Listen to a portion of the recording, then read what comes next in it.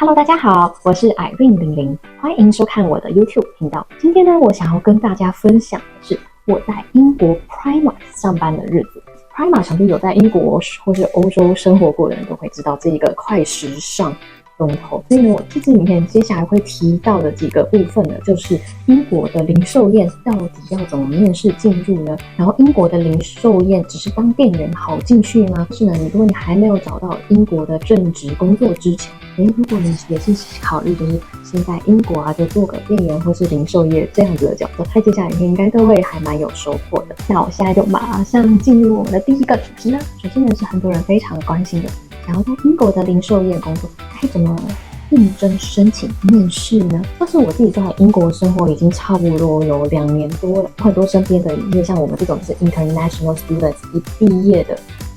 国际学生，第一份工作要么不是在餐厅打工、咖啡厅打工，很多的话其实就是选择进入零售业。你在这边求职找工作，应该会知道，其实英国公司比较偏白人公司，非常在意的是你有没有在英国本土的工作经验。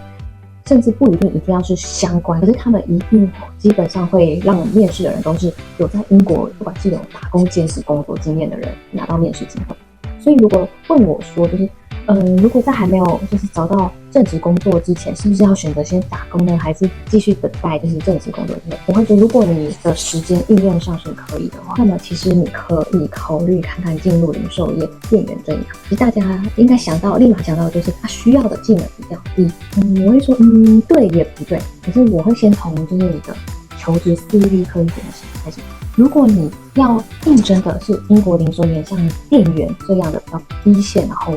可能比较非办公室的工作职缺的话，你的 CV 其实一定要着重的是你有销售的经验，或是你有当过客服这种面对客户的服务经验。如果你的 CV 是完全没有任何的偏服务业业务这样的经验，或是需要就是大量就是比较偏人际关系沟通的话，基本上你的硬核技能，比方说专案管理然后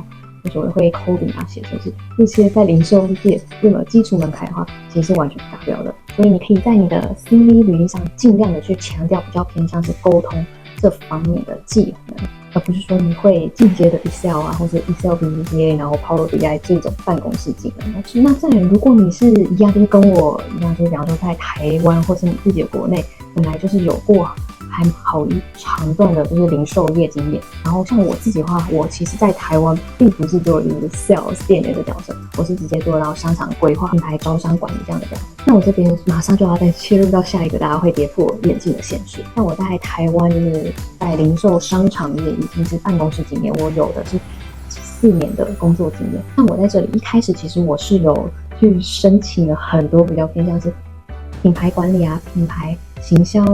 品牌策略这方面的零售业办公室的确，那结果呢，就是基本上连一个面试都没有。我是说面试，还不是说 offer， 是面试机会连一个都没有。那为什么会有这样的情况发生呢？其实是因为零售业它在英国是很多的，就是英国本地的大学生或者甚至高中才刚毕业的人就进入的职场，所以也就是这些公司呢，他们在选择人方面，他们基本上考虑的比较多都是本地人，也就是不管是本地人他已经有当过就是一般的店员 sales 的经验的人，然后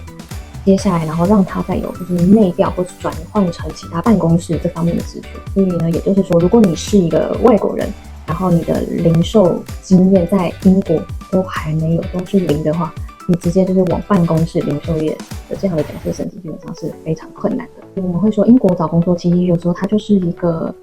漫长的旅程，也就是说，你可能并不会说是第一步就马上得到你很想要的。可是英国的工作经验真的相信我，它是一步一步累积的过程跟成长。那我在 Primark 应征面试上一开始的角色，其实也就是店员。就是以英文他们的职缺来说，就是 retail assistant。可是如果你觉得自己就是零售的经验其实应该是蛮丰富的，或是你觉得你就是一个非常创意，然后很敏感的，就是我们所说的品牌趋势策略这方面的思维时，其实你会发现进到了像英国很多连锁的品牌之后，他们才会明确的释出的是一个叫做内调部门的职缺机会。那像我自己的话，我还蛮幸运的，就是我就是在进入当了店员，其实我才做了大概1个月，我马上就看到就是他们有释出给就是现在的员工有内转部门到商品部的机会。所以我马上就去做一个内调的部门申请。所以呢，其实你会发现说，英国的零售业，你要一开始你要想要进入，就是直接到不管是商品部啊、采购部，其实以现在这么竞争的一个状态的话，真的是非常的困难。但是呢，你只要能进入到不管是最基础的服务，其实内调部门的机会相对的是友善很多。那我的内转部面试过程呢，我们内转的职缺英文是叫做 Visual Merchandiser。那在面试的这关卡呢，直接就是以我自己亲身的经历来分享给大家。如果也对 Visual Merchandiser 这个职缺有兴趣的人，我面试报到之后，我的面试主管就带我进入到了一个像会议室的中型空间，然后一进去里面，我立刻想到那个穿着泡辣恶魔这种情景，也就是我一进到里面，已经有放了就是很多不同的衣架，然后每个衣架上面都有各种不同的服饰，不管是上衣啊、裤子、长裙、礼服、洋装等等，然后跟各种不同的配饰，从墨镜啊，然后项链、耳环、首饰、腰饰很多。然后面试主管发给我一张 A4 的白纸，上面第一个部分呢，他说我们会给你30分钟的时间。那你在30分钟的时间，这里面有放了2个，就是那种假人的模特，一个它是属于比较 S size 的，就是比较瘦的那种模特，然后另外一个它是 ML size 的，然后就比较中型的模特。那说这2个模特，你依据你想要主打的主题，然后给他们穿上衣服跟配饰，在30分钟之内完成。然后在第2个部分呢，就会是15分钟的报告时间。这15分钟的报告包含了为什么我要选择这样子的服装搭配，它是有跟上什么样的品牌趋势或是流行话题呢？然后再来就是预计这样子的服装搭配，或是你想要推出的我们所谓的趋势款，它能带少多少的业绩量，而且你推出的这一个造型，它是适合在哪个月份、哪些季节发布的？那么你想要主打的客群分析是什么？如何？在最后第3关呢，就是30分钟的面谈时间，就是主管们、面试官他们会多对1。我的情况那时候我是2位主管，就是2对我1个人，然后来回这样子面试。我在内转部门 Visual Merchandiser 的面试时间总共是差不多1个半小时。我这边就是也可以跟大家分享一些小技巧，就是可以如何抓住面试官跟主管的眼球。以我自己来说，我在搭配好、穿搭好这2个模特的造型的时候，我去运用了不同的趋势结合，而且甚至我提的趋势比较偏向都是亚洲跟韩国、南韩、日本流行的趋势。那为什么我会觉得说这个对他们来说是一个亮点呢？也就是因为他们是英国人嘛，所以毕竟他们在英国对于整个流行的文化趋势，当然会知道欧洲在发生什么，美国流行的是什么。面试的就是你一定要让他们觉得为什么要雇佣你，甚至你还是外国人，为什么不直接雇佣就是其他就英国本地人就好？所以其实对于 international 你的面试的亮点，很多人以为会是语言能力，其实它不会是亮点，完全不会是亮点。你只要基础会沟通就好。所以我们要善用的优势就是我们知道亚洲，我们知道地球的另外一半东方在流行是什么，如果运用这样子的一个文化的融合结合以及差异去跟他们解释，可以如何在西方国家做出不同的碰撞与火花。所以我在面试完的1周内，很幸运的我就真的果然就拿下内调部门机会的部分，就变成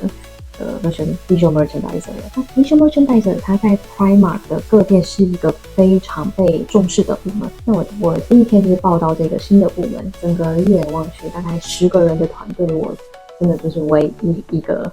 亚洲人。在 Visual Merchandiser Team 里面，就是大家都可以自由的穿自己的便服。而且让我很兴奋的是，就是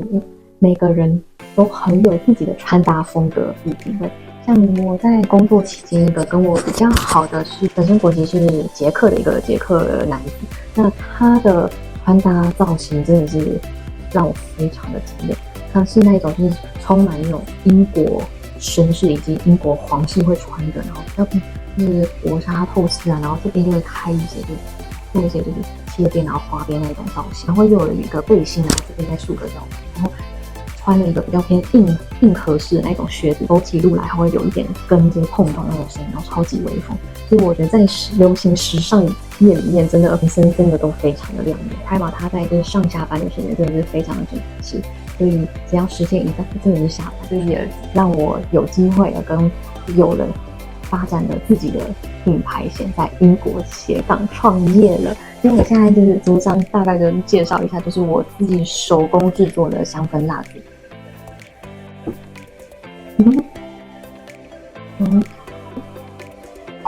然后我们的第一站会是在 Newcastle University 的 Induction Week 的一个 Startup 的 Space 的空间。你看，像这个是我自己做的芒果口味的。当然，我也不忘了我是台湾人，所以我做了我们的奶茶乌发奶茶香氛蜡烛。那你们现场现在你们就是闻不到，可是我每一个就是香氛蜡烛的精油都是严选是英国高品质的。然后甚至还做了一个特别的，就是开学季的造型。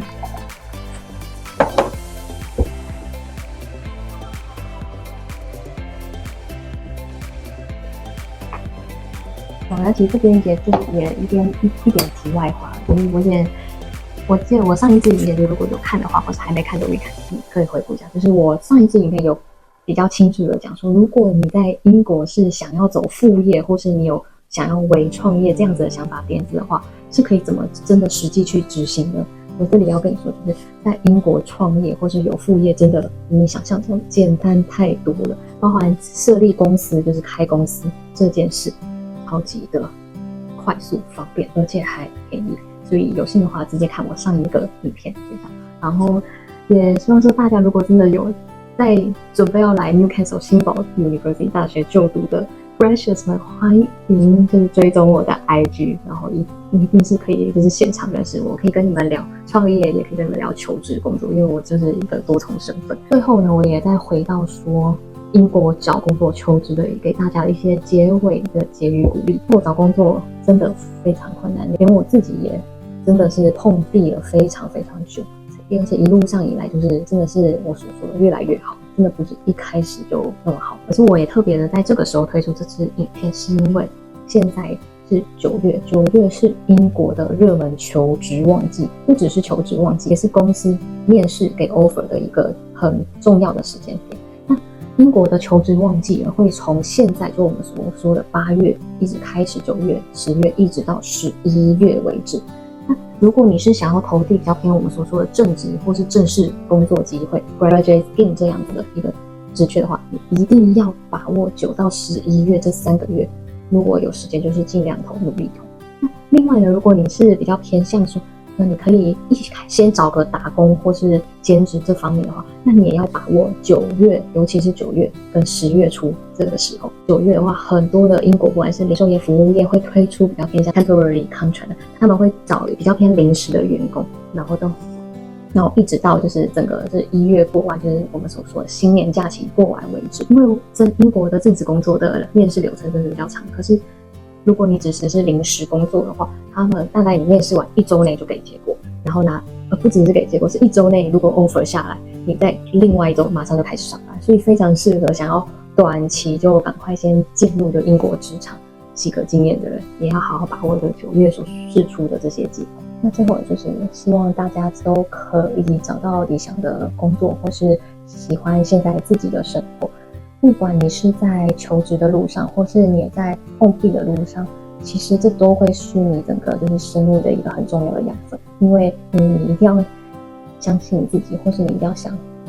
自己是你已经跑到国外来了，你已经愿意勇敢的去追梦，都已经来到了英国了，你已经很勇敢的，不管接下来是什么，就是努力看看吧。也欢迎大家留言私讯，或是找到我 IG， 甚至在我即将到来的 Papa Shop 找到我，跟我聊天，我很乐意去跟你们分享。那我们下次见，拜拜。